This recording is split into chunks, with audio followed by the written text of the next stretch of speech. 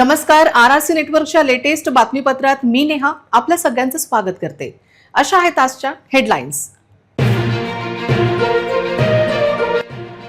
Headlines प्रायोजक RRC broadband, अकोल्यातील सर्वात स्वस्त आणि वेगवान कनेक्शन. आरआरसी न्यूजचा एक्सक्लुझिव्ह रिपोर्ट. शहरातील ओपन स्पेसवर भूमाफियांचा दरोडा.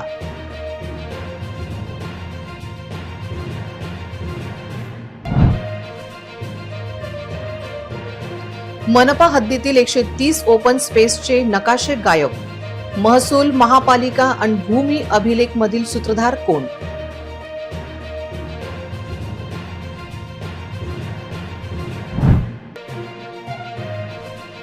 सिटी न्यूज सुपरफास्ट आणि आरआरसीच्या पाठपुराव्याला यश. भूमी अभिलेखचे उपअधीक्षक पंकज पवार यांच्यावर फौजदारी गुन्हा दाखल.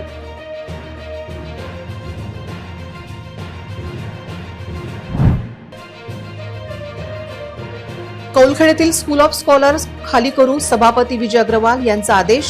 कौलखेड वासियांची एकमुखी मागणी, ओपन स्पेस खाली करा.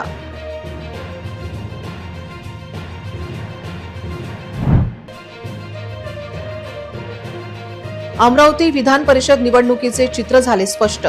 आता तिरंगी लढत होण्याची शक्यता वाढली. आता सविस्तर बातम्या.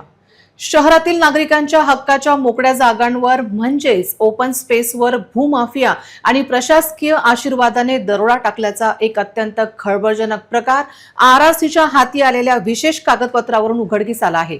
पाहूया आरआरसी न्यूजचा ओपन स्पेसचा महाघोटाळा.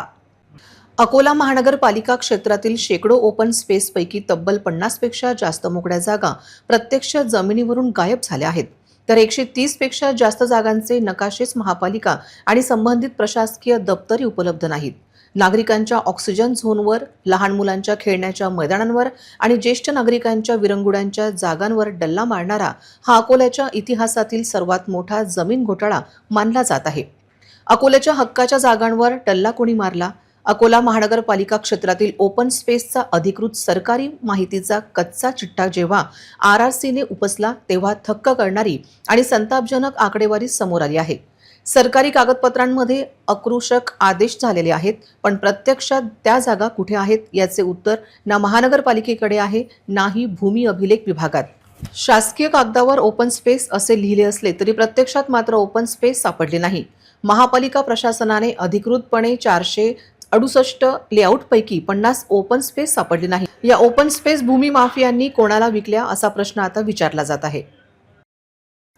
अकोला महापालिकेच्या हद्दीतील 468 लेआउटपैकी 50 ओपन स्पेस सापडल्या नाहीत आणि 130 ओपन स्पेसचे नकाशे गायब आहेत. म्हणजेच काय तर या आपण ओपन स्पेस विकल्या गेल्याची धक्कादायक माहिती समोर आली आहे. महसूल यंत्रणा, महापालिका आणि भूमी अभिलेख या विभागाचे कोण या ओपन स्पेस घोटाळ्यात सहभागी आहे अशी विचारणा सुरू झाली आहे. पाहूया आरआरसीचा एक्सक्लुझिव्ह रिपोर्ट. शहरातील 130 ओपन स्पेसचे नकाशे चौकशी पथकाला प्राप्त झाले नाही. नकाशाच नसल्यामुळे भूमाफियांना मोकळ्या जागांवर बेकायदेशीर बांधकाम करणे किंवा प्लॉट पाडून विकणे सोपे झाले आहे. शिलोडा, हिंगणा, म्हैसपूर, डाबकी, उमरी, कौलखेड आणि खडकी बुद्रुक यासारख्या मुख्य भागातील शेकडो सर्वे क्रमांकाचे नकाशे गायब आहेत. आरआरसीच्या हाती आलेल्या अकोला महानगरपालिका क्षेत्रातील अधिकृत माहितीच्या तत्वांवर हा खुलासा झाला आहे. जेव्हा एखादा विकासासह किंवा जमीन मालक शेत जमिनीचे प्लॉट पाडतो तेव्हा तिथे सार्वजनिक वापरासाठी ओपन स्पेस म्हणून सोडणे आणि ती महानगरपालिकेकडे हस्तांतरित करणे बंधनकारक असते. परंतु अकोल्यात ऐन आदेश झाले. प्लॉट विकून बिल्डरांनी कोट्यवधी रुपये कमावले, पण जेव्हा महापालिकेने या जागांचा ताबा घेऊन तिथे विकास करणे गरजेचे होते तेव्हा तिथे मोकळी जागा शिल्लक राहिलेली नाही. काही ठिकाणी खुलेआम अतिक्रमण करून इमारती आणि पक्की बांधकामे उभारण्यात आली आहेत. नकाशे गहाळ होण्यामागे महापालिकेतील कोणत्या बड्या अधिकाऱ्यांचा हात आहे? महसूल यंत्रणा, महापालिका आणि भूमी अभिलेख या विभागाचे कोण या ओपन स्पेस घोटाळ्यात सहभागी आहे अशी विचारणा सुरू झाली आहे. अकोलेकरांच्या हक्काच्या जमिनी गिळंकृत करणाऱ्या या भूमाफियांची आणि त्यांना पाठीशी घालणारे कोण या महाघोटाळ्याची उच्चस्तरीय चौकशी करून दोषींवर तात्काळ फौजदारी गुन्हे दाखल करावेत अशी मागणी आता जोर धरू लागली आहे. पहा RRCचा हा स्पेशल रिपोर्ट आणि शेअर करा, जेणेकरून अकोल्यातील लूट थांबेल. अकोला भूमी अभिलेख कार्यालयातील तत्कालीन आणि सध्या निलंबित असलेले उपअधीक्षक पंकज शिवदास पवार यांच्या विरुद्ध प्रशासकीय अधिकारांचा गैरवापर, फसवणूक आणि शासकीय दप्तरात मोठ्या प्रमाणावर फेरफार केल्याप्रकरणी अखेर फौजदारी गुन्हा दाखल करण्यात आला आहे. पण या सर्व प्रकरणात तोंडी आदेश देणारे आणि चौकशी समितीत सदस्य असणाऱ्यांना या सर्व प्रकरणात वगळण्यात आले आहे. याविषयी सिटी न्यूज सुपरफास्ट आणि RRC न्यूजनेच पाठपुरावा केल्यानंतर हा FIR नोंदवण्यात गेला आहे. भूमी अभिलेख विभागातील उपअधीक्षक पंकज पवार यांची ज्या विविध प्रकरणात विभागीय चौकशी सुरू आहे, त्याच प्रकरणात फौजदारी स्वरूपाचा गुन्हा दाखल करणे हे कितपत न्यायोचित आहे, असाही प्रश्न विचारला जात आहे. या सर्व प्रकरणात तपास अधिकाऱ्यांना अद्याप चौकशी समितीचा पूर्ण अहवाल का दिला नाही, अशी विचारणा होत आहे. त्याचबरोबर केवळ उपअधीक्षक पंकज पवार हेच कसे काय गुन्हेगार ठरले? लाभार्थ्यांच्या बरोबर विभागातील एजंट आणि विभागातील त्यांच्या कनिष्ठांनी जो अहवाल विविध प्रकरणात दिला, त्यानंतर त्यांनी मान्यता दिली. इतकेच नाही तर केवळ उपअधीक्षक त्यांच्या मान्यतेने प्रकरण पूर्णत्वास गेले नाही.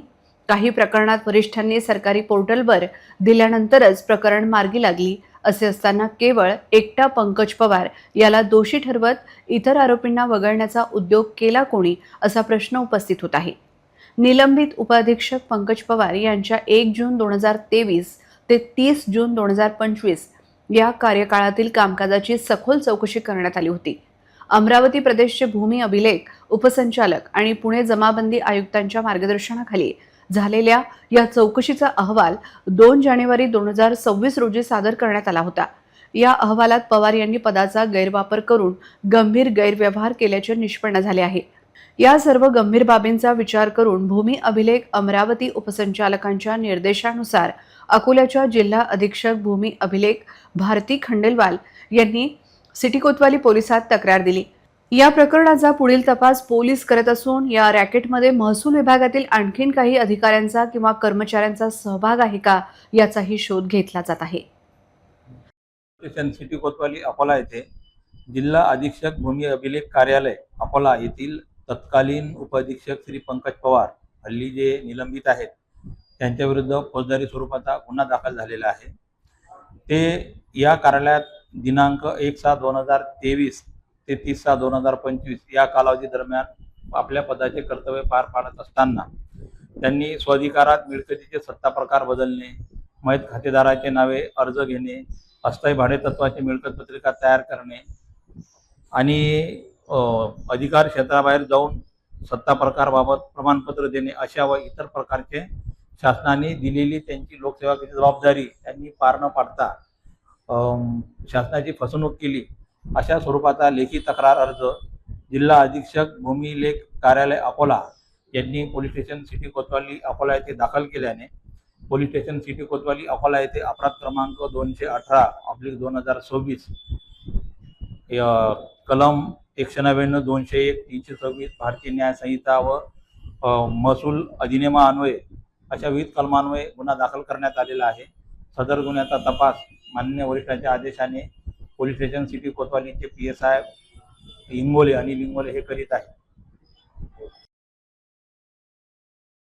पंकज पवार यांनी शासकीय सेवेत असताना शासनाचा विश्वासघात करून खासगी व्यक्तींच्या फायद्यांसाठी अनेक बेकायदेशीर कृत्य केल्याचे चौकशी स्पष्ट झाले आहे. या प्रकरणात नेमके खासगी व्यक्ती कोण, त्यांचा तपशील मात्र जाहीर करण्यात आला नाही. तब्बल 15 प्रकरणांमध्ये मालमत्तेचे अधिकार, सत्ता प्रकार बदलणे आणि मयत खातेदारांच्या नावे नियमबाह्य पद्धतीने अर्ज मंजूर करणे, यातील संबंधित मालमत्ताधारक कोण, त्यांचे एजंट कोण, त्यांचे प्रकरणे कुठल्या ज्युनियर आणि सिनियरने मंजूर केले. 7 प्रकरणांमध्ये तात्पुरत्या भाडेपट्ट्याच्या मिळकत पत्रिका तयार करणे तसेच केवळ जागेची पाहणी करून नवीन मिळकत पत्रिका नियमबाह्यपणे बनवणे, यातील लाभार्थी कोण, अशी विचारणा आता सुरू झाली आहे. त्यामुळे त्यांच्यावर शासकीय कागदपत्र बनावट केल्याचा गुन्हा का दाखल झाला नाही? खासगी व्यक्तींच्या फायद्यासाठी मालमत्तेचे क्षेत्र वाढवणे, सार्वजनिक सुविधांच्या जागांवर खासगी व्यक्तींची नावे नोंदवणे आणि जमिनीचे एकत्रीकरण करताना क्षेत्रफळ वाढवणे हा उद्योग कोणासाठी केला आणि त्यांच्या नावाचा उल्लेख का नाही अशी विचारणा केली जात आहे. महाराष्ट्र जमीन महसूल अधिनियम 1966 चे कलम 155 चे उल्लंघन करून अधिकाराबाहेर जाऊन आदेश देणे आणि प्रमाणपत्र वाटणे असे करताना ज्या लाभार्थ्यांसाठी हा सरकारी दस्त बदलण्यात आला त्यांच्या विरोधात गुन्हा दाखल होण्याची गरज व्यक्त केली जात आहे. अकोला महानगरपालिकेकडे भूसंपादनाद्वारे हस्तांतरित झालेल्या शासकीय जागेवर खासगी व्यक्तींची नावे बेकायदेशीरपणे चढवणे, हा खासगी व्यक्ती कोण, ज्याच्या नावावर शासकीय जागेचा भाग दिला गेला, त्यांच्या विरोधात गुन्हा का दाखल केला गेला नाही अशी विचारणा होत आहे. महापालिकेने नुकतेच महासभेत ओपन स्पेस हा स्थानिकांना परत देण्याचा ठराव घेतला, पण हा ठराव घेण्यापूर्वीच 11-12 वर्षापूर्वी स्कूल ऑफ स्कॉलरची लीज संपली आहे. असे असताना आता कौलखेडेतील ही जागा स्थानिकांना खुली करून देण्याचे मोठे आश्वासन स्थायी समिती सभापती विजय अग्रवाल यांनी RRC न्यूज सोबत बोलताना दिले. महापालिका नगररचनाकार साबळे यांनी कौलखेडेतील स्कूल ऑफ स्कॉलर्सची लीज ही 2014 मध्ये संपल्याचा खुलासा केला होता. त्यानंतर कौलखेड स्कूल ऑफ स्कॉलर्स एखाद्या खुल्या जागेवर 10% पेक्षा जास्त बांधकाम केले गेले असेल तर ती जागा सध्याच्या कब्जेदाराकडून परत ताब्यात घेतली जाईल व पाडण्यात येईल असे स्पष्ट संकेत स्थायी समिती सभापती विजय अग्रवाल यांनी दिले आहे. ओपन स्पेस देखभाल आणि दुरुस्तीसाठी त्याच परिसरातील स्थानिक नागरिकांच्या स्वाधीन केली जाईल. खुल्या जागांवर ज्यांनी बेकायदेशीरपणे ताबा मिळवला आहे त्यांच्यावर कडक कारवाई करून त्या जागा खाली करून घेतल्या जातील असे स्पष्ट मत स्थायी समिती सभापती विजय अग्रवाल यांनी व्यक्त केले. सर, ओपन स्पेस में स्कूल ऑफ स्कॉलर बना हुआ है. 2008 में उनको 8 साल के लिए दिया गया था. 2014 में वो ख़त्म हो गया है, लेकिन उन्होंने रिन्यू नहीं किया है. और ओपन स्पेस में होने की वजह से लोगों की डिमांड है कि भाई वो ओपन स्पेस उनको दिया जाए. क्या कार्रवाई होने वाली है और किस तरह से? भारतीय जनता पार्टी की सरकार महापालिका में आने के बाद हमारी आघाड़ी की सरकार है. शहर विकास आघाड़ी के माध्यम से अकोला शहर में चाहे किसी की भी ओपन स्पेस हो, वो यदि उन्होंने 10% से ऊपर बांधकाम किया होगा तो वो उनसे निकाल लिया जाएगा और उस एरिया के जो लोग हैं उनके ताबे में वो दी जाएंगी देखभाल दुरुस्ती के लिए. हमको जगह देने का अधिकार नहीं है. दूसरा विषय, अकोला शहर के सारे जो बगीचे हैं वो BOT तत्व पर हमको देना है. जहाँ जहाँ ओपन स्पेस में जो जो काम करने की ज़रूरत होंगी उसका एक कॉम्पैक्ट प्रस्ताव हम बना रहे हैं और वो सब सारी सुविधा उस एरिया के लोगों को ओपन स्पेस में हम करके देने वाले हैं. वृक्षारोपण करने वाले हैं और वहाँ पे खेलने के लिए, व्यायाम करने के लिए ओपन जिम बैठाने वाले हैं. तो इन पे भी जो कब्ज़ा जमाए बैठे हैं उन पे कड़ी कार्रवाई की जाएगी. कार्रवाई भी की जाएंगी, उनसे वो जगह खाली भी करवाई जाएगी और यदि अच्छा कोई काम कर रहा है और नियमानुसार उसके पास में वो है तो रहने भी दी जाएंगी. महापालिकेचे नगर रचनाकार साबळे यांनी कौलखेड येथील स्कूल ऑफ स्कॉलरची लीज 2014 मध्ये संपल्याचे सांगितल्यानंतर या भागातील नागरिकांनी तीव्र रोष व्यक्त करत स्थानिकांसाठी ही जागा खुली करण्याची मागणी केली आहे. त्याचबरोबर पुन्हा या शाळेला ही जागा देऊ नका असा आग्रही धरला आहे. आमचे प्रतिनिधी विक्रम शर्मा यांच्याशी केला हा संवाद. मौजा कौलखेड सर्वे नंबर 5/1 5/3 मधील मंजूर अभियानानुसार खुली जागा 2341 स्क्वेअर मीटर होती. त्यापैकी खुल्या जागेपैकी 10% जागा म्हणजे 234 स्क्वेअर मीटर ही स्वर्गीय राधिकाबाई मेघे महिला शिक्षण संस्थातर्फे सचिव श्रीमती सुमिती राजेंद्र वानखडे यांना दिनांक 23/2/2006 रोजी 8 वर्ष 11 महिन्याच्या कालावधीसाठी भाडेपट्ट्याने दिली होती. त्यानंतर ती जी काही कारवाई करायची होती, एक तर भाडेपट्टा वाढवण्याच्या संदर्भात किंवा खाली करण्यासंदर्भात, त्या संदर्भातली कारवाई महापालिकेकडून प्रलंबित आहे. सदर कारवाई महापालिकेतर्फे प्रस्तावित करण्यात येत आहे. स्कूल ऑफ स्कॉलर हे ओपन स्पेसमध्ये आहे. त्यांचा करारसुद्धा आता रद्द झालेला आहे, कारण की म्हणजे त्यांनी रिन्यू केलेलं नाही आहे, पैसेही भरलेले नाही. 2008मध्ये घेतलं होतं, 14मध्ये ते संपुष्टात आलेलं आहे. त्यानंतर भाडेतत्वावर जे दिलं होतं त्याचं त्यांनी रिन्यू पण केलेलं नाही आहे. आज 2026 आहे, आतापर्यंत त्यांनी काहीच केलेलं नाही आहे. आणि सगळ्यात महत्त्वाचं ही ती जागा जी आहे ज्याच्यावर स्कूल ऑफ स्कॉलर झालेले आहे, त्यात नागरिकांची, तुमची सगळ्यांची हक्काची जागा आहे. काय वाटतं तुम्हाला, ती जागा भेटली पाहिजे की काय? हक्काची जागा ती मिळायलाच पाहिजे. ओपन स्पेस असेल तर ते लीजवर असेल आणि ते लीज संपल्यानंतर त्यांनी एक तर पैसे भरावे किंवा मग खाली करून द्यावे. एक तर ही जागा रिलीव करायला पाहिजे नाही तर मग खाली करायला पाहिजे, किंवा ती ओपन फेस असल्यामुळे म्हातारे, लहान मुलं किंवा शाळेचे विद्यार्थी हे त्याच्यात खेळू शकतील. गार्डन सर्वांना गार्डन बगीचाही होऊ शकते, अशी माझी इच्छा रिकामी करून द्यावी त्यांनी आणि जनतेच्या स्वाधीन करावी. जे खेळाची जागा आहे ती काय वाटतं? त्यांना खाली करून द्यावं, किंवा ते जे शासनाचे जे हे आहे म्हणजे मोबदला तो भरून द्यावा. तुम्हाला वाटत नाही व्याजासह. की ती जागा नागरिकांना मिळाली पाहिजे? ते तर आवश्यक आहे. पहिल्यांदा हक्क तर नागरिकांचाच आहे. तिथं रहिवासी जे लोक आहेत त्यांना तर त्यांचाच हक्क आहे तो. ते बिलकुल खाली करायला पाहिजे.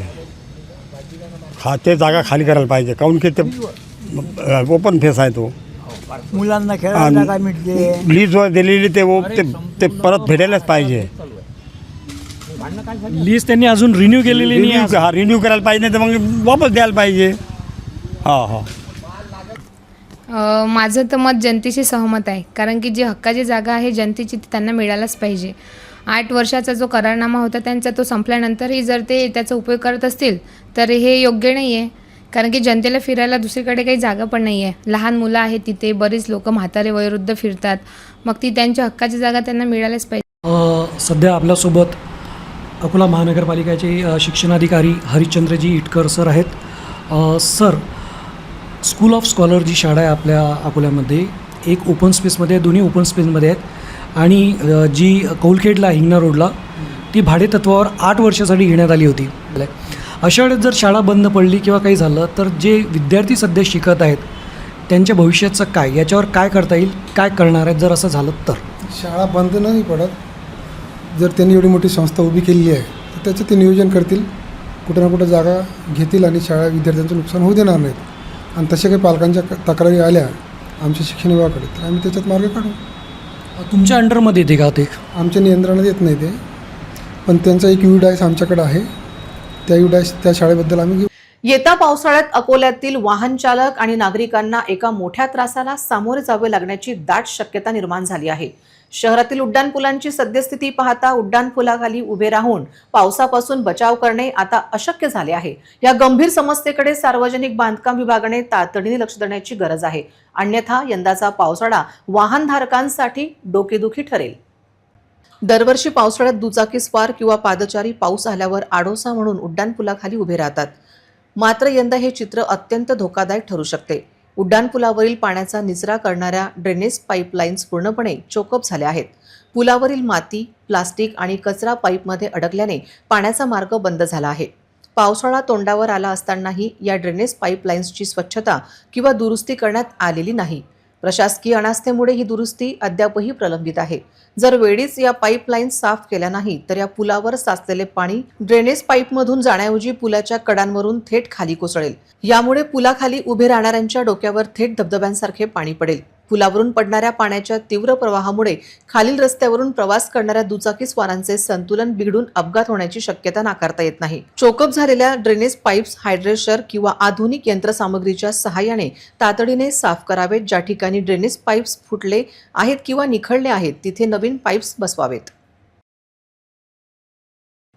बाळापूर तालुक्यातील चिंचोली गणू ग्रामपंचायतच्या तत्कालीन सरपंच तथा प्रशासक वनमाला कैलास वाघ व त्यांचे पती कैलास दिगंबर वाघ यांनी 9 एप्रिल रोजी तडजोडी अंती 20,000 रुपयांची लाच तक्रारदाराकडे मागितली, परंतु तक्रारदाराने लाचलुचपत प्रतिबंधक विभागाकडे तक्रार केली, त्यानुसार कारवाई केली. यातील तक्रारदार अचांग बहुउद्देशीय संस्था चिंचोली गणूमध्ये सचिव पदावर आहेत. सन 2024 ते 25 मध्ये शासनाच्या 15 वित्त आयोग योजनेअंतर्गत ग्रामपंचायत चिंचोली गणू येथील महिलांना 3 दिवसाचे शिवणकामाचे प्रशिक्षण देण्याबाबत अचांग बहुउद्देशीय संस्थेस ग्रामपंचायत चिंचोली गणूकडून कार्यारंभ आदेश मिळाला होता. आदेशामध्ये प्रशिक्षण देण्यासाठी करण्यात आलेल्या खर्चाची तरतूद 66,700 रुपये होती. त्यानुसार अथांग संस्थेच्या वतीने ग्रामपंचायत चिंचोली गणू येथे 5/6/2025 ते 7/6/2025 या कालावधीत 3 दिवसीय शिवणकामाचे प्रशिक्षण दिले होते. प्रशिक्षणाचे 66,700 चे देयक मिळणे करिता ग्रामपंचायत चिंचोली गणू येथे देयके सादर केली होती. कामाचे देयके काढून देण्याचा मोबदला म्हणून आरोपींनी रुपये 46,000 लाचेची मागणी केली, परंतु तक्रारदाराने कायदेशीर कार्यवाही करण्याकरिता लाचलुचपत प्रतिबंधक विभाग अकोलाकडे 9/4/2025 रोजी तक्रार नोंदवली. तक्रारीवरून 9/4/2026 दरम्यान गैरअर्जदार सौ वनमाला कैलास वाघ यांची तक्रारदाराकडे असलेल्या लाच मागणीची पडताळणी मुख्य बस स्टँडवरून असलेल्या सदाबहार हॉटेल अकोला येथे करण्यात आलेल्या लाच मागणी पडताळणी कार्यवाही दरम्यान वनमाला वाघ यांनी तक्रारदाराकडे 46,000 रुपये लाच रकमेची मागणी करून तडजोडी अंती 20,000 लाच रकमेची मागणी करून स्वीकारण्याची तयारी दर्शवली। तसेच कैलास वाघ यांनी व्यवहारामध्ये तडजोड करून सदर लाच मागणीस प्रोत्साहन दिल्याचे निष्पन्न झाले। ख्यातनाम यूरोलॉजिस्ट डॉक्टर प्रशांत मुळावकर आणि plastic surgeon doctor Utpala Mulavkar यांनी 4 जून 2006 रोजी अकोल्यातील गड्डम प्लॉटमध्ये तीर्थकर सुपर स्पेशालिटी हॉस्पिटलचे रोपटे लावले। आपण सर्वांचे आशीर्वाद आणि शुभेच्छामुळे 20 वर्षे रुग्णसेवा करू शकलो अशी कृतार्थ भावना रुग्णालयाच्या वर्धापन दिनानिमित्त डॉक्टर प्रशांत मुळावकर आणि डॉक्टर उत्पला मुळावकर यांनी व्यक्त केली। 1998 साली मुंबईहून जे हॉस्पिटलमधून प्रशिक्षण घेऊन अकोला येथे यूरोलॉजी आणि प्लास्टिक सर्जरी सेवा समर्पित केल्या। या भागात सुपर स्पेशालिटी हॉस्पिटलची गरज लक्षात घेऊन ती सेवा देऊ शकलो याचे समाधान आहे। त्याबद्दल आम्ही ऋणी आहोत।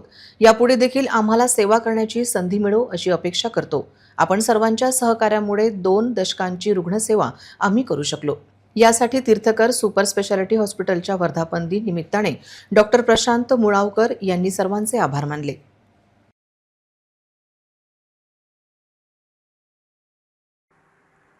नमस्कार, मी डॉक्टर प्रशांत मुळावकर। आज तीर्थंकर हॉस्पिटल सुपर स्पेशालिटी हॉस्पिटलचा आपण 20वा वर्धापन दिन साजरा करतो आहोत। 2006 साली हे रोपटं आम्ही इथे लावलं आणि आपणा सर्वांच्या आशीर्वादाने शुभेच्छाने आम्ही आपली सर्वांची सेवा करू शकलो। 1998 साली मुंबईहून जे हॉस्पिटल येथून प्रशिक्षण घेऊन आम्ही इथे यूरोलॉजी आणि प्लास्टिक सर्जरीच्या सेवा समाजाला समर्पित केल्या आणि ह्या सर्व सेवा करता करता आम्हाला असं जाणवलं की या विभागामध्ये बऱ्याचशा रुग्णांना सुपर स्पेशालिटी सेवांची गरज होती आणि त्या सेवा आम्ही देऊ शकलो याबद्दल फार चांगलं वाटतं आणि आपणा सर्वांचे आम्ही ऋणी आहोत। अशीच सेवा करण्याचा आम्हाला यानंतर सुद्धा आपण मौका द्याल अशी आशा करतो आणि परत एकदा मी सर्व समाजाचे, सर्व जनतेचे, रुग्णांचे, हितचिंतकांचे अभिनंदन करतो, आभार मानतो की आपणा सर्वांच्या सहकार्याने आज हे रुग्णालय जगामध्ये वेगवेगळ्या ठिकाणी सुद्धा याची चर्चा होते। बऱ्याचशा ट्रीटमेंट मोडॅलिटीजमध्ये जे काही आपण इथे प्रयोग केलेले आहेत, जे काही इथे उपचार पद्धती आपण केल्या आहेत त्या वेगवेगळ्या लिटरेचरमध्ये कोट केल्या जातात आणि हे सगळं आपणा सर्वांमुळे आहे। आपला आभारी आहो। धन्यवाद। अकोला शहरातील गीतानगर परिसरात असलेल्या खुल्या भूखंडावर असलेल्या गवताला शॉर्ट सर्किटमुळे आग लागल्याची घटना समोर आली आहे। या आगीमुळे संपूर्ण परिसरात मोठ्या प्रमाणात धुरीचे सावट पसरले होते। या खुल्या भूखंडाच्या बाजूला मोठ्या प्रमाणात वस्ती असल्यामुळे या आगीचा धोका इमारतीत राहणाऱ्या रहिवाशांनाही होता। या आगीच्या घटनेची माहिती मिळताच महानगरपालिकेचे अग्निशमन दल घटनास्थळी पोहोचून आग विझवण्याचा प्रयत्न केला आहे। या आगीमध्ये कुठलीही जीवितहानी किंवा नुकसान झाले नसले तरी महानगरपालिकेच्या वतीने घनकचरा व्यवस्थापन तसेच खुल्या भूखंडाची सफाईचा प्रश्न पुन्हा ऐरणीवर आला आहे। आग विझवण्यासाठी अग्निशमन दलाचे 2 बंब लागले। आगामी मान्सून लक्षात घेता पथकांचे प्रशिक्षण व साधन सामग्री तत्काळ उपलब्ध करून देण्याचे निर्देश जिल्हाधिकारी वर्षा मीना यांनी दिले होते। त्यानुसार तज्ज्ञ मार्गदर्शकांच्या उपस्थितीत काटेपूर्णा प्रकल्पात प्रशिक्षणाचे आयोजन करण्यात आले। आगामी मान्सून काळ पाहता जिल्हा नैसर्गिक आपत्ती विभागाच्या वतीने महाड येथील काटेपूर्णा प्रकल्पात जिल्ह्यातील शोध व बचाव पथकांचे प्रशिक्षणाचे आयोजन करण्यात आले होते। यावेळी राज्य पथकाच्या तज्ज्ञांकडून मार्गदर्शन करण्यात आले। या प्रशिक्षणाच्या वेळी बार्शी टाकडीचे तहसीलदार रवींद्र कापशीकर, गटविकास अधिकारी मोरे उपस्थित होते। नागपूर येथील राज्य आपत्ती प्रतिसाद पथकाचे डीजे दाते, ए सिकंदर, DV काडे यांचे जिल्हा पथकाला मार्गदर्शन केले। अकोला, मूर्तिजापूर, बार्शी टाकडी, पातूर, बाळापूर तालुक्यातील पोलीस, होमगार्ड, अग्निशमन विभाग कर्मचारी, तलाठी, ग्रामसेवक, स्वयंसेवी संस्था प्रतिनिधी, आपदा मित्र यांनी प्रशिक्षणात सहभाग घेतला। पूरस्थिती निवारण व शोध व बचाव, प्रथमोपचार, आधुनिक बचाव साहित्य, बोट प्रशिक्षण व प्रात्यक्षिक आदींची माहिती प्रशिक्षणात देण्यात आली। पुढील मान्सून कालावधीच्या अनुषंगाने विविध स्तरावरील घटक प्रशिक्षित असावेत, यासाठी हे प्रशिक्षण महत्त्वाचे ठरले. या प्रशिक्षणात राज्य पथकांचे पोलीस निरीक्षक व आपत्ती व्यवस्थापन पथकाचे सुनील कल्ले, हरिहर निमकांडे, दीपक सदाफळे, उमेश आटोटे, रणजित घोगरे, विजय माल्टे, वीर भगतसिंग पथक, बचाव पथक, मां चंडिका बचाव पथक, कुरणखेड पोपटखेड, वंदे मातरम आपत्कालीन पथक आदी पथकांचे सहकारी सहभागी होते. अकोला जिल्हाधिकारी कार्यालयातील नियोजन भवनमध्ये विशेष सघन पुनरीक्षण म्हणजेच SIR प्रक्रियेअंतर्गत पर्यवेक्षकांची प्रगती आढावा बैठक आयोजित करण्यात आली होती. या बैठकीत मतदार यादी पडताळणीचे काम, क्षेत्रीय भेटी, प्रपत्र संकलन तसेच प्रलंबित कामांचा सविस्तर आढावा घेण्यात आला. आजच्या बैठकीत संबंधित अधिकाऱ्यांनी पर्यवेक्षकांना मतदार पडताळणीचे काम वेळेत व अचूकपणे पूर्ण करण्याच्या सूचना दिल्या. तसेच नागरिकांना आवश्यक माहिती देऊन त्यांचे सहकार्य मिळवण्याचे आवाहन करण्यात आले. बैठकीत सर्व संबंधित पर्यवेक्षक, BLO व निवडणूक विभागाचे अधिकारी उपस्थित होते. SIR मोहिमेची प्रभावी अंमलबजावणी करण्यासाठी समन्वयक व नियोजनावर विशेष भर देण्यात आला. यावेळी SIR विशेष मोहीम 30 जून पासून सुरू होणार असून यापूर्वी सर्वांना काम करण्यासाठी SIR किट देण्यात आली. तरी SIRचे प्रभावीपणे पूर्ण राज्यभर काम सुरू असल्यामुळे जिल्ह्यातील नागरिकांनी सुद्धा SIR काम करण्यासाठी आलेल्या शिक्षक व कर्मचाऱ्यांना सहकार्य करण्याचे आवाहन उपजिल्हाधिकारी यांनी केले आहे. अमरावतीमधून एक अत्यंत थरकाप उडवणारी आणि संतापजनक घटना समोर आली आहे. गाडगेनगर पोलीस ठाण्याच्या हद्दीतील तपोवन टेकडी जंगलातील एका नाल्यात मंगळवारी सापडलेल्या अर्धवट जळालेल्या महिलेच्या मृतदेहाची अखेर ओळख पटली. ही मृत तरुणी चांदूर बाजार तालुक्यातील विश्रोळी येथील 21 वर्षीय काजल जितेंद्र इंगडे असल्याचे निष्पन्न झाले आहे. या हत्येमागे जुने प्रेम प्रकरण आणि लग्नाचा ठरलेला नकार कारणीभूत असल्याचा संशय असून पोलिसांनी काजलच्या माजी प्रियकरासह तिघांना चौकशीसाठी तात्काळ ताब्यात घेतले आहे. नराधमांनी तिच्या तोंडात आणि पोटात लोखंडी सळीने क्रूर वार करून तिचा जीव घेतला होता.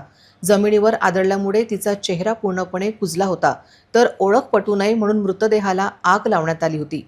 घटनास्थळावरून पोलिसांनी रक्ताने माखलेली लोखंडी सळी जप्त केली आहे. काजलचे लग्न दुसरीकडे ठरत असल्याचे समजल्यापासून प्रियकर तिला सतत धमकावत होता आणि तिचा छळ करत होता. याच रागातून माजी प्रियकर साहिरता टानो याने आपल्या साथीदारांसह मिळून काजलची लोखंडी सळीने वार करून हत्या केल्याचा आरोप पालकांनी केला आहे. गाडगेनगर पोलिसांनी मुख्य संशयित माजी प्रियकरासह तिघांना अटक केली असून त्यांची कसून चौकशी सुरू आहे. या क्रूर हत्याकांडाने अमरावती जिल्ह्यासह संपूर्ण विदर्भ हादरला असून आरोपींना फाशीची शिक्षा व्हावी अशी मागणी केली जात आहे. पोलीस स्टेशन गाडगेनगर अमरावती शहर येथील जो तपोवन परिसर जो आहे त्या परिसरातील जो पडीत जे जंगल परिसर आहे तपोवन संस्थेचा त्या परिसरामध्ये दिनांक 2 जून रोजी दुपारी 1:30 वाजताच्या दरम्यान असा एक फोन आला आम्हाला की बा अशा प्रकारची एक जळालेल्या अवस्थेतील एका महिलेचे प्रेत त्या ठिकाणी पडून आले. त्या अनुषंगाने आम्ही वरिष्ठ अधिकारी व आम्ही स्टाफसह त्या ठिकाणी गेलो होता. त्या ठिकाणी एक मृत अवस्थेत जळालेल्या अर्ध अवस्थेत महिला जातीचे प्रेत आढळून आले. त्या ठिकाणी एक रॉडसुद्धा होता. म्हणजे त्याच्यामुळे क्लिअर झालं होतं की त्या महिलेसोबत काहीतरी घातपात झाला असावा आणि तिला मारला असावा आणि पुरावा नष्ट करण्याच्या दृष्टिकोनातून तिला जाळून टाकण्याचा प्रयत्न केला. परंतु जे काय असेल लोकांच्या भीतीपुढे किंवा येणार जाणाऱ्यांच्या याच्या भीतीमुळे तो व्यक्ती पास्टमध्ये जो काही कृत्य करणारा होता आरोपी अज्ञात व्यक्ती तो पळून गेला आणि ती महिला पूर्णपणे जळालेली नाही. त्या घटनेला साधारणतः 36 ते 38 तास उलटून गेलेले असल्यामुळे आणि उष्ण वातावरण असल्यामुळे बऱ्यापैकी ती बॉडी आहे शरीर जे प्रेत होतं ते कुजण्यास सुरुवात झालेली होती. चेहऱ्याला जमिनीवर टेकलेला असल्यामुळे पूर्ण त्याच्यामध्ये अळ्या पडलेल्या होत्या. त्यामुळे चेहरा ओळखण्यासारखा नव्हता आणि महिलेच्या अंगावरील जे काही अर्धवट जळालेले कपडे होते, जो स्टॉल होता, गुंडाळलेला चेहरा आणि इकडे हातापायाला असलेले नखपालिश आणि हातात अंगावर असलेला पिवळ्या कलरचा जो काही ड्रेस होता तुकडा उरलेला आहे त्याच्यावरून जे काही एक पोलीस स्टेशन फैजलपुरा हद्दीत राहणारे राजुरा गावातील या घटनेपासून 200 मीटर अंतरावरील जे इसम आहे थोरात नावाची व्यक्ती जे आहेत त्या व्यक्तींनी त्यांची ही मुलगी नातेवाईक असल्याचे सांगितले. त्याबद्दल त्यांनी पोलीस स्टेशन फैजलपुरा येथे ते काही मिसिंगची तक्रार घरून गेल्यावर दाखल करणार आहेत. परंतु दाखल झाली की नाही अद्याप माहिती घेणे सुरू आहे आणि त्यांनी बघितले की आमचीच नातेवाईक आहे असं त्यांनी प्रथमदर्शनी सांगितलेले आहे. परंतु प्रेताची कुजलेली अवस्था आणि त्या अनुषंगाने तिच्या आईवडिलांना त्या ठिकाणी बोलावण्यात आले. आईवडील आज सकाळी वरचूनवर ज्यावेळेस प्रेत आणले त्यावेळेस त्यांनी प्रथमदर्शनी सांगत आहेत की बा हे माझ्या मुलीचे आहे, परंतु अद्याप कन्फर्म होणे बाकी आहे. त्या दृष्टिकोनातून पोलीस PMM करत आहेत. सोबतच DNA टेस्ट मॅच करून घेण्यात येत आहे. मुलीचे आईवडील आणि मुलीचे जे काही प्रेत जे मिळालेलं आहे त्या मुलीचे सुद्धा प्रेतचा DNA टेस्टसाठी प्रयत्न करत आहोत. आम्ही ते करून घेण्यात आहोत. ते जी मुलगी निघून गेलेली होती तिचं नाव होतं काजल जितेंद्र इंगळे. ही मुलगी मिसिंग आहे, त्यामुळे हीच ती मुलगी आहे हे अद्याप आम्हाला सांगणे शक्य नाही. परंतु जे काही तिचे नातेवाईक आले त्यांनी सांगितलेलं आहे की ती आहे, परंतु अद्याप 100% खात्री नाही. आम्ही त्याचा पुढील DNA टेस्ट व इतर जे काही पुरावे आहेत ते गोळा करून ते आम्ही निश्चित त्याच्यापर्यंत पोहोचू शकतो. त्या मुलीच्या संपर्कातील जे काही संशयित व्यक्ती होते त्यांच्या नातेवाईकांनी व इतर ज्या व्यक्तींनी माहिती दिली त्या 2 संशयित व्यक्तीला गुन्हे शाखा व आमच्या पोलीस स्टेशनने आम्ही ताब्यात घेतलेलं आहे आणि त्यांच्याकडून विचारपूस चालू आहे, चौकशी सुरू आहे.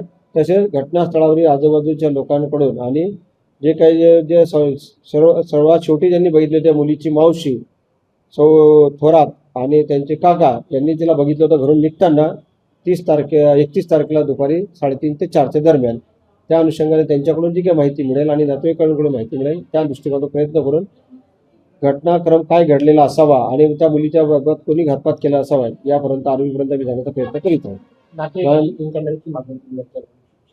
हो, शवविच्छेदन करत असताना जे काही प्रोसेस होते बॉडी डिकम्पोज होणे सुरू असल्यामुळे आपण डॉक्टरांची टीम, महिला अधिकारी आणि त्या ठिकाणी इन कॅमेऱ्याच्या मध्ये आणि जे काही ज्यांनी ओळख पटवलेली आहे शासकीय पंच आणि ओळख पटवलेले जे नातेवाईक आहेत त्यांच्या समक्ष ते इन कॅमेरामध्ये त्याचं शवविच्छेदन करत आहोत आणि प्रेत आपल्याच ताब्यात ठेवत आहोत जोपर्यंत त्याचं कन्फर्मेशन येत नाही आहे.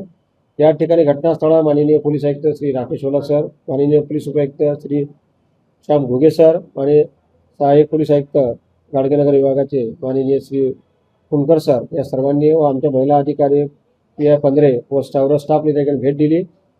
घटनास्थळावर FSLची टीम आणि इतर माध्यमातून पुरावे गोळा करून घटनेचा पूर्ण म्हणजे निष्कर्ष काढण्यापर्यंत आणि त्या प्रेतासोबत झालेली जी काही घटना आहे त्याचा शोध घेण्याचा पुरेपूर प्रयत्न करीत आहोत. अमरावती विधान परिषद निवडणुकीतील तिरंगी लढत होणार असून मतदार नेमके कोणाला विजयी करतात याकडे सर्वांचे लक्ष लागले आहे. पाहूया एक वृत्तांत. अमरावती विधान परिषद निवडणुकीत अपक्ष उमेदवार प्रशांत महल्ले यांनी आपले नामांकन मागे घेतल्यामुळे या निवडणुकीचे चित्र स्पष्ट झाले असून आता रिंगणात तिरंगी लढत होणार असल्याचे निश्चित झाले आहे. पण नंतर ज्यावेळेस पक्ष आपला महत्त्वाचा आहे, काँग्रेस पक्ष महत्त्वाचा आहे, काँग्रेस पक्षाचा उमेदवार उभा असल्यामुळे मला काही उमेदवार देशमुख यांची बिलकुल आहे. देशमुख आहे, देशमुख साहेबांच्या पाठीचे आम्ही आहोत, त्याचपुढे मी मागे घेऊ. या निवडणुकीमुळे अमरावतीसह संपूर्ण विभागाचे राजकीय वातावरण चांगलेच तापले आहे. प्रवीण पोटे महायुतीचे उमेदवार आहे, हर्षजित देशमुख महाविकास आघाडी तर डॉक्टर निलेश विश्वकर्मा वंचित बहुजन आघाडीतर्फे उभे आहेत. ही निवडणूकच कार्यकर्त्यांची मी आधीच म्हटलं आणि होळे बाजार स्वतःला कशा विकास आणि ज्याला गिफ्ट द्यायचा तो स्वीकारण्याचा सर्व अधिकार आहे. पण कार्यकर्ता पहिल्यांदा या निवडणुकीत जेव्हापासून विधान परिषद स्थापना झाली त्यामुळे पहिल्यांदा कोणी नगरसेवक हा थेट आमदारकी लढतो आहे. म्हणजे ही कार्यकर्त्याची निवडणूक आहे. त्यामुळे मोठ्या प्रमाणात त्याच्यात घोडे बाजार किती झाला तर कार्यकर्ता निवडायचा आहे. त्यामुळे जास्त त्रास नाही. नेते नेत्यांसोबत फिरतील, नेते नेत्यांचा घोडा बाजार करतील, कार्यकर्ता जागेवर आहे. प्रशासकीय आणि पोलीस यंत्रणा सज्ज निवडणुकीच्या पार्श्वभूमीवर प्रशासनाने कंबर कसली असून कायदा व सुव्यवस्था राखण्यासाठी कडक पावले उचलली जात आहेत. निवडणूक निर्णय अधिकारी तथा जिल्हाधिकारी आशिष येरेकर यांनी अधिकृत पत्रकार परिषद घेऊन मतदारसंघातील सद्यस्थिती आणि निवडणूक प्रक्रियेची माहिती दिली. आज दिनांक 4 जून 2026 रोजी उमेदवारी अर्ज मागे घेण्याची आज अंतिम तारीख होती. यामध्ये आपल्याकडे एकूण 1/6/2026 पर्यंत अमरावती स्थानिक प्राधिकारी निवडणुकीकरता एकूण 74 अर्जांची उचल ही त्या ठिकाणी झाली होती. यामध्ये एकूण 5 उमेदवारांनी 9 अर्ज आपल्याकडे विविध मुदतीमध्ये भरले. या 5 उमेदवारांची नावं आहेत श्री हर्षजित अनंतराव देशमुख, श्री प्रवीण रामचंद्र पोटे, श्री प्रशांत श्रीधर महल्ले, श्री निलेश ताराचंद विश्वकर्मा, श्री विप्लव गोपीकिशन बाजोरिया असे एकूण 5 उमेदवारांनी 9 अर्ज त्यांचे त्या ठिकाणी भरले होते. यामध्ये 2/6/2026 रोजी जेव्हा स्क्रुटिनी म्हणजे छाननीची प्रक्रिया आपण पार पाडली, त्यामध्ये आपल्याकडे श्री हर्षजित अनंतराव देशमुख, श्री प्रवीण रामचंद्र पोटे, श्री प्रशांत श्रीधर महल्ले व श्री निलेश ताराचंद्र विश्वकर्मा यांनी श्री विप्लव गोपीकिशन बाजोरिया यांच्या नामनिर्देशन पत्रावर आक्षेप दाखल करण्यात आले.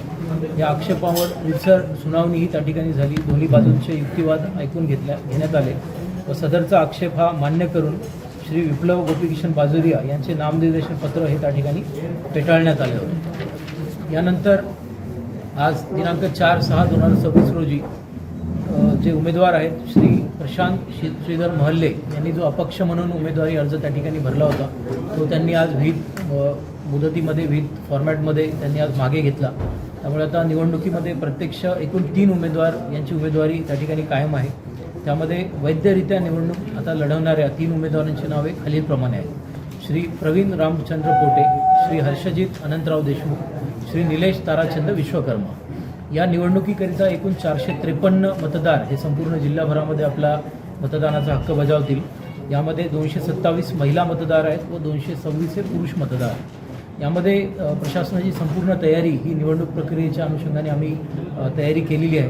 यामध्ये जिल्ह्यामध्ये एकूण 7 मतदान केंद्र त्या ठिकाणी राहणार आहेत. या 7 मतदान केंद्रावर हे मतदानाची प्रक्रिया ही त्या ठिकाणी आम्ही पार पाडणार आहोत. यामध्ये 7 मतदान केंद्रावर एकूण 42 अधिकारी व कर्मचारी यांची आम्ही त्या ठिकाणी नियुक्ती केलेली आहे व आवश्यक तो पोलिसांचा बंदोबस्तही त्या ठिकाणी ठेवण्यात येणार आहे.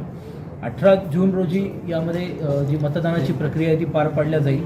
ही मतदानाची प्रक्रिया पार पाडल्यानंतर यामध्ये नियोजन भवन जिल्हाधिकारी कार्यालय अमरावती इथे आम्ही जी स्ट्रॉंग रूम बनवलेली आहे, जी डेझिग्नेट केलेली आहे, तिथे आम्ही ह्या सगळ्या मतपेट्या सुरक्षितरित्या तिथे आणणार आहे आणि 22/6/2026 रोजी यामध्ये मतमोजणी होणार आहे. यामध्ये 2 टेबल हे त्या ठिकाणी मतमोजणीसाठी निश्चित करण्यात आलेले आहेत. अमरावती विधान परिषद मतदारसंघासाठी चित्र आज स्पष्ट झाले असून तिरंगी लढत होणार असल्याचे संकेत आहेत.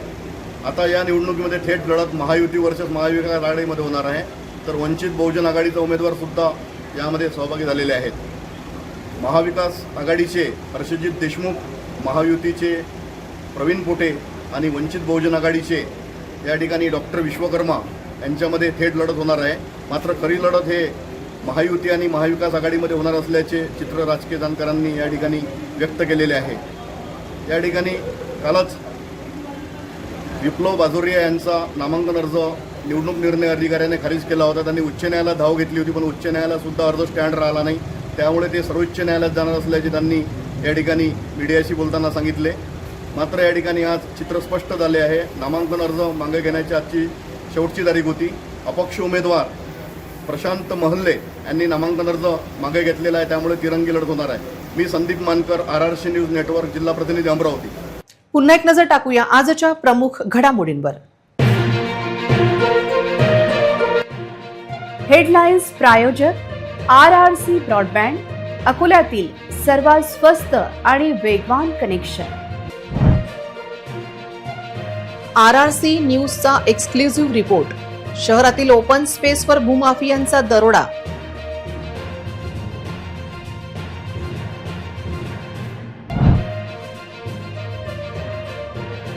मनपा हद्दीतील 130 ओपन स्पेसचे नकाशे गायब. महसूल, महापालिका आणि भूमी अभिलेख मधील सूत्रधार कोण?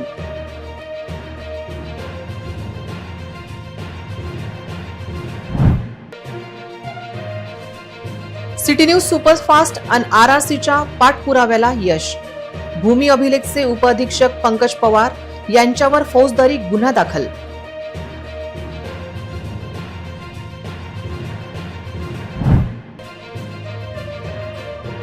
कौलखेडीतील स्कूल ऑफ स्कॉलर्स खाली करू, सभापती विजय अग्रवाल यांचा आदेश. कौलखेड वासियांची एकमुखी मागणी, ओपन स्पेस खाली करा.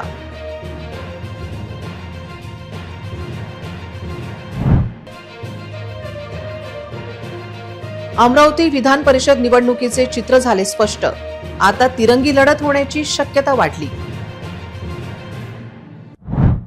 बातम्यांसाठी तुम्ही पाहत रहा RRC news. 2,48,000 दर्शकांनी RRC YouTube channel हे सबस्क्राईब केले आहे, तेव्हा तुम्ही कसली वाट पाहत आहात? तुम्ही पण सबस्क्राईब करा आणि बेल आयकॉन क्लिक करत RRCच्या बातम्या निरंतर पहा.